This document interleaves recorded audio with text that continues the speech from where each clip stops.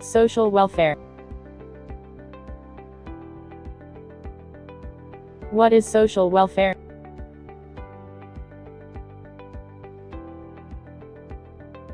According to Gertrude Wilson, social welfare is an organized concern of all people for all people.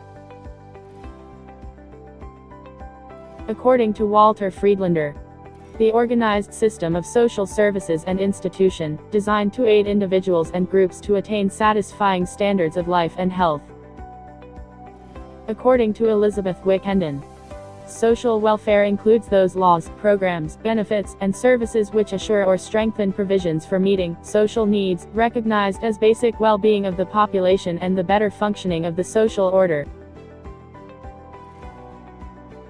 These provisions may be directed towards strengthening existing arrangement, mitigating the hardships or handicaps of particular individuals and groups, pioneering new services, stimulating a better adaptation of the social structure, including the creation of new programs needed, or a combination of all these approaches to social needs. According to the Pre-Conference Working Committee for the 15th International Conference for Social Welfare, social welfare is all the organized social arrangements which have as their direct and primary objective the well-being of people in a social context. It includes the broad range of policies and services which are connected with various aspects of people's lives, minus their income, security, health, housing, education, recreation, cultural traditions, etc. We find in the foregoing definition essentially one idea: that social welfare encompasses the well-being of all the members of human society, including their physical, mental, emotional, social, economic and spiritual well-being. Thus, social welfare history, from the prehistoric times of mutual aid to modern-day organized services, gives us accounts of what society has done, and continues to do, to respond to the various needs of its members. Society responds to unmet needs or problems through the following ways: individual and group efforts. A systematic and voluntary efforts undertaken by individuals or groups in response to the unmet needs of people in a community. Major societal institutions, which have their designated roles and responsibilities for meeting human needs. The family, the church, the government, cooperatives and labor union are major institutions. Social forces bring about changes, which can affect the effectiveness of these institutions in performing their social welfare functions. Social agency. Whether under public or private auspices, a social agency is a major provision for helping people with their problems. Two views or conception of social welfare.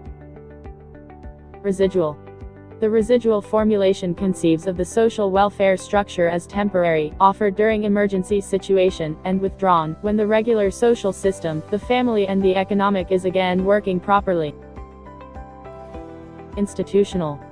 Formulation in contrast, sees social welfare as proper, legitimate functions of modern society.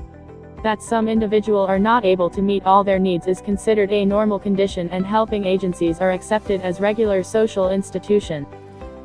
Social welfare programs falls under the following categories. Social security.